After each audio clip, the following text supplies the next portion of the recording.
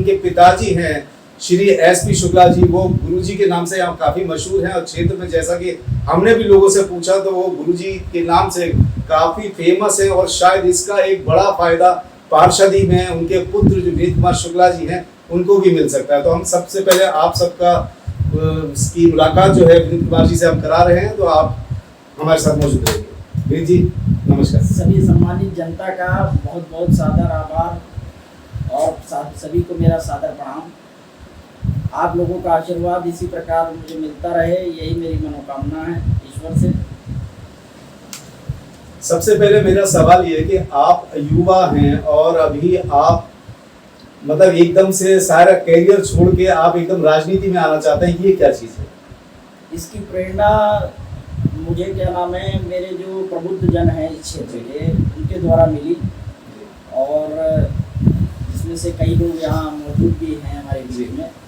और प्रबुद्ध लोगों का ये आदेश आया कि आप जैसे युवा को हम लोगों के बीच से आना चाहिए, क्योंकि इस क्षेत्र में हम 99 से रह रहे हैं, मगर जो स्थिति यहाँ की बनी हुई है, लगातार जन समस्याएं बनी हुई हैं, उसका निराकरण जिस तरीके से होना चाहिए और सरकार ने जिस तरीके से मदद कर रही है, मगर वो यहाँ तक जनता के बीच तक आ नहीं पा रही। क्योंकि जो भी चीज़ें हैं, अगर सरकारें सब अपना कार्य कर रही है अपनी जगह, मगर जो क्षेत्र को मिलना चाहिए प्रॉपर तरीके से, वो एक जो लाभ है जनता तक वो नहीं पहुंच पा रहा है। आप क्षेत्र में आए होंगे, आप पूरे वार्ड का आपने एक मुआयना किया है, तो आपने देखा होगा सबसे खस्ता हालत में इस्माइलगंज द्वितीय वार्ड। और इसी कारण मेरा एक पंचलाइन जो अपनी बनाई है, मेरी खुद की टैगलाइन है कि बड़ों का आशीर्वाद, युवाओं का साथ, जन जन का विश्वास, क्षेत्र का विकास। क्योंकि सबसे पहले तो बड़ों का आशीर्वाद जरूरी है और युवा हमारे लिए आज की तारीख में, जैसे मैं खुद युवा हूँ और मैं चाहूँगा कि युवा लोग आगे आएँ, क्योंकि जो हमारी सोच है, मेरा बैचलर आईटी से है, इंफॉर्मेशन टेक्नोलॉजी से है, फिर एमबीए मैंने किया 2009 बैच का, और उसके बाद विगत 12 वर्षों से मैं चिकित्सा और शिक्षा क्षेत्र में कार्यरत रहा, तो उसका भी कहीं मुझे लाभ मिला। मगर राजनीति में या इस क्षेत्र में आने का एक ही खाली मकसद है कि मैं अपने लोगों के लिए कुछ, जनता के लिए कुछ कर पाऊँ। उसके बाद दूसरी चीज़ें हमारी हैं कि जब आप इस वार्ड में टहले होंगे तो सबसे ज़्यादा आपको जर्जर स्थिति में मिली होगी सड़कें। सड़कों की स्थिति सबसे ज़्यादा जर्जर है। क्या इतने विगत वर्षों में इतना हर वार्ड का विकास हुआ? क्या 110 वार्डों में इस्माइलगंज द्वितीय वार्ड क्या पीछे था किसी मामले में? भाई सरकार ने तो सबको एक पैमाने पे नापा होगा, मगर इस चीज़ों में कमी आई कहाँ पे? ये जनता इस बार शायद अपना आशीर्वाद प्रदान करेगी हमको, इसकी हमें पूर्ण आशा है। और इसका कहीं ना कहीं हम लोगों को देखना पड़ेगा कि जनता जो हमारे ऊपर विश्वास जताती, अगर हम जनप्रतिनिधि के रूप में बन के आते हैं, तो ये जनता का विश्वास जीतना और उसके बाद उसको कायम रखना, ये बहुत बड़ी चीज़ है। सरकारों ने तालाबों की भी योजना यहाँ पे लाई है अभी, और शायद उनका अगर प्रॉपर तरीके से हम यूटिलाइजेशन करें, और भाई सीवर के रास्ते सब तैयार हैं, मगर आज भी आप देखिए कि कहीं ना कहीं एक पिछड़ापन अपने क्षेत्र में दिख रहा है और वार्डों की तुलना में यहाँ दिख रहा है। और यहाँ हमारे यहाँ एक सम्मानित जनता है, प्रबुद्ध वर्ग भी हमारे यहाँ रह रहा है, और अच्छे समाज के सभी सम्मानित गण यहाँ पे निवास कर रहे हैं, और बाहर के जिलों के कई लोग यहाँ पे हैं, कई अधिकारी भी हैं, कई बिजनेसमैन भी हैं, हर तबके का एक आदमी यहाँ पे रह रहा है। मगर हर आदमी को एक ही चीज़ चाहिए कि उसकी जो कनेक्टिविटी हो रोड से वो एक अच्छी हो, उसको सड़क नालियाँ अच्छी मिलें, स्ट्रीट लाइटों की अच्छी व्यवस्था हो, उसका जो परिवार है वो सुरक्षित आवागमन उसको मिले। सबसे बड़ी चीज़ ये आती है कि जो मैंने बात बताई आपको कि अगर कोई भी चीज़ जनता हमारे आप पे विश्वास करती है, तो उस विश्वास पे खरा उतरना ये हमारी जिम्मेदारी है। क्योंकि इस चीज़ को बनाए रखना, उसमें जैसे हमने कहा कि जन जन का विश्वास, तो जन जन का विश्वास के बाद एक क्षेत्र का विकास भी एक लाइन है। उस क्षेत्र के विकास को लोग भूल जाते हैं, और जन जन के विश्वास को कायम तभी रख पाएंगे जब क्षेत्र का विकास होगा। और शायद ये हमारा एक वादा है कि क्या नाम है, अगर जनता हमें एक बार मौका देगी तो शायद उनको निराशा नहीं मिलेगी। ये मेरा पूर्ण वादा है जनता से अपने। और एक बार परिवर्तन क्षेत्र में होना भी चाहिए, क्योंकि परिवर्तन ही प्रकृति का नियम है। और अगर चेंज होता है तो कहीं ना कहीं उसका एक अच्छा स्वरूप यहाँ पे देखने को मिलेगा। और जनता को मैं पूरा अपना आश्वासन दूंगा कि जिस तरीके की जो भी समस्याएं होगी उसको हम लोग मिल के आगे तक पहुँचाएंगे और उस पर समाधान की जितनी भी श्रेणी तक हम पहुँच पाएंगे उसको पूरा करने की कोशिश करेंगे।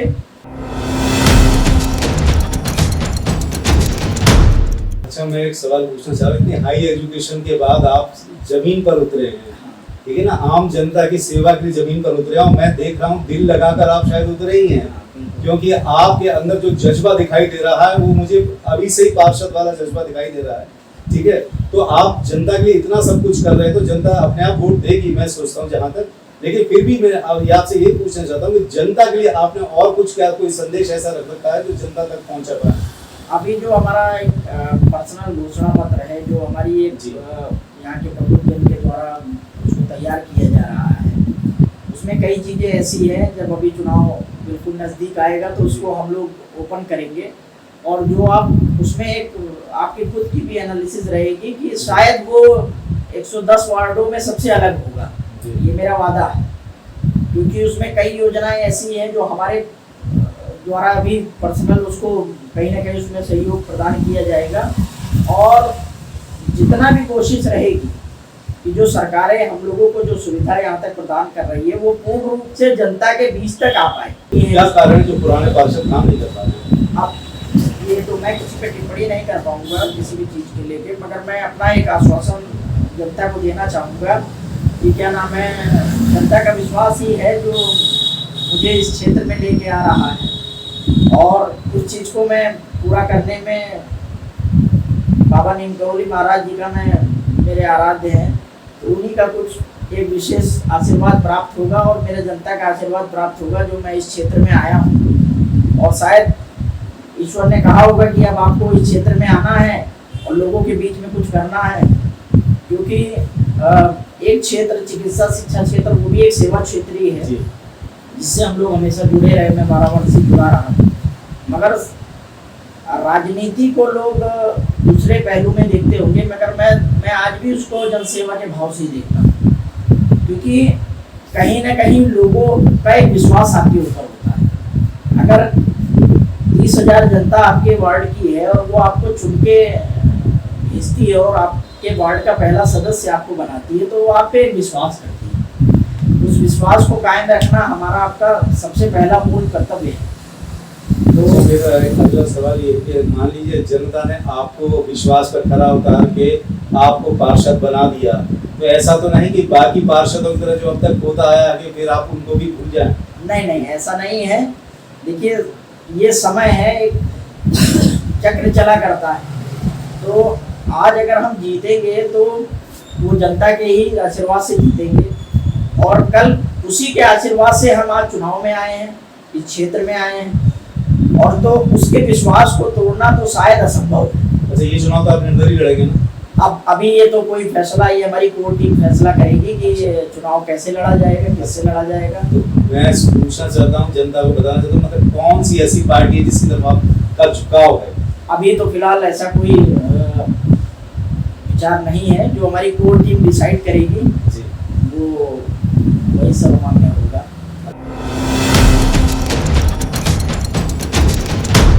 अच्छा, थोड़ा परिवार के बारे में बताइए। परिवार में कौन है और कौन कौन सपोर्ट कर रहा है आपको? परिवार में पिताजी हैं जो गवर्नमेंट कॉलेज से रिटायर्ड हैं, केमिस्ट्री लेक्चरर हैं।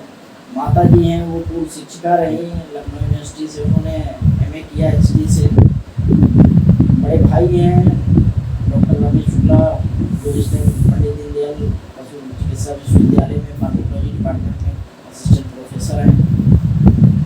भाभी हैं, वो MP गवर्नमेंट में वेटनरी गैस्ट्रो ऑफिसर हैं। और वाइफ हैं, वो स्पेशल एजुकेटर हैं, रिहेबिलिटेशन काउंसिल ऑफ इंडिया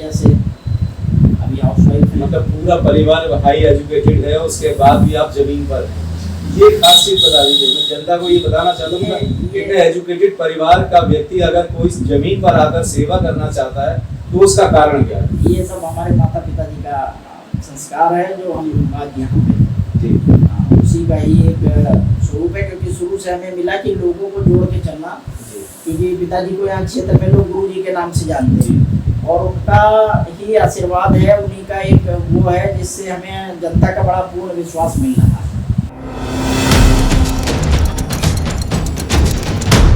देखिए, कोई भी सरकारें आती हैं वो कहीं ना कहीं कुछ ना कुछ एक एजेंडा लेके आती है कि क्षेत्र में क्या करना है या जनता को क्या देना है।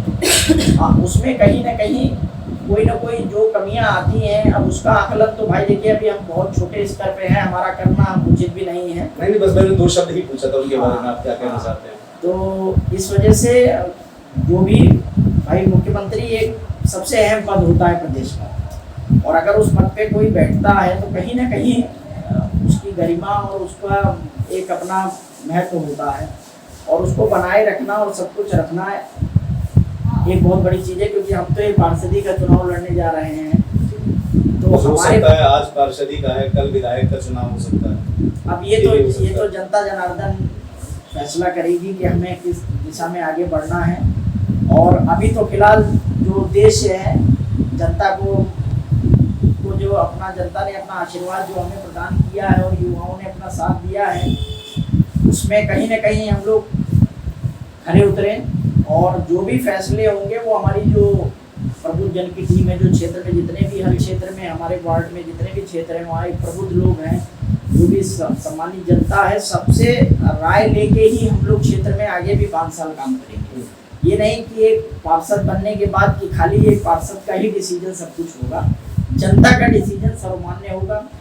जो भी बजट आएंगे, जो भी चीज़ें आएंगी, वो सब जनता के सामने खुली किताब की तरह होंगी, और विकास की जो नई दिशा होगी, बहुत बड़ा तो मैं बयान नहीं देना चाहूँगा, मगर हाँ ये वादा है मेरा कि 110 वार्ड में, इस वार्ड में 5 साल में जनता के आशीर्वाद के बाद हम लोग विजय होते हैं, तो 5 साल बाद या 5 साल के अंदर अंदर आपको बहुत से परिवर्तन ऐसे दिखेंगे जो आपको लगेगा कि वाकई अगर कोई युवा आता है और शायद हमारी जैसी सोच का आता है, क्योंकि हमें भी जनता ने ही चुन के यहाँ तक पहुँचाया है और जनता ही आगे पहुँचाएगी, तो उन्हीं का विश्वास है, उन्हीं का आश्वासन है, और उन्होंने कहीं ना कहीं अपना एक जो मार्गदर्शन है वो हम हर समय पे मुझे मिलता रहा है। उन्हीं के मार्गदर्शन से हम धीरे धीरे आगे बढ़ रहे हैं, और बाकी तो जब जनता का जनाधार आएगा तो सब कुछ दिखेगा, और जनता कहीं ना कहीं उस विश्वास पे, जो विश्वास हमें जनता पे है और जनता को हम पर है, वो दोनों ही पूर्ण होगा। ठीक, धन्यवाद विनीत कुमार शुक्ला जी। हमारे साथ मौजूद थे विनीत कुमार शुक्ला जी, जो यहाँ से इस्माइलगंज द्वितीय वार्ड से पार्षद का चुनाव लड़ रहे हैं, और इस बार 2022 के इस चुनाव में वो अपनी जीत की पूरी संभावना जता रहे। संभावना ही, उन्हें पूरा भरोसा है कि उनकी वार्ड की जनता जो है सिर्फ उनको जिताएगी, और जिताना भी चाहिए, क्योंकि जब तक आपके वार्ड में या आपके राज्य में या आपके किसी क्षेत्र में पढ़ा लिखा व्यक्ति नहीं आएगा तो आपके क्षेत्र का विकास वास्तव में नहीं हो पाएगा। क्योंकि जब पढ़ा लिखा व्यक्ति, हाई एजुकेटेड व्यक्ति जब सामने आता है, चुनाव में आता है, तब वो उसकी जीत की संभावना खुद ब खुद बढ़ जाती है, क्योंकि वो काम करने लायक बनता है। और खास तौर से विनीत कुमार जी के बारे में बता दो, युवा हैं, जोश है उनके अंदर, युवा जोश दिखाई पड़ रहा है। वैसे तो ये समाजवादी पार्टी का स्लोगन है, लेकिन फिर भी मैं उन पे लागू कर रहा हूँ कि युवा जोश दिखाई पड़ रहा है, और बहुत अच्छे से उन्होंने पूरे वार्ड की, अपने वार्ड की जो है पूरे तरीके से उन्होंने उसको खोजा है, उसको जाना है, उसके लोगों से मिले हैं, और युवाओं से खास तौर से मिले हैं, और बड़ों का सम्मान करते हैं। और उनका स्लोगन भी यही है जो मैंने आपको शुरू में बताया था कि बड़ों का आशीर्वाद, युवाओं का साथ, जन जन का विश्वास, क्षेत्र का विकास। ये विनीत कुमार शुक्ला जी की पंच लाइन है, और इसी के सहारे वो इस चुनाव को पार करना चाहते हैं। तो फिर से चलिए चलते हैं स्टूडियो, और एम न्यूज में आप लगातार बने रहिए, और शहर की संसद में आप हमारे साथ ये कार्यक्रम देखते रहिए। नमस्कार। एम न्यूज, साथ सच का।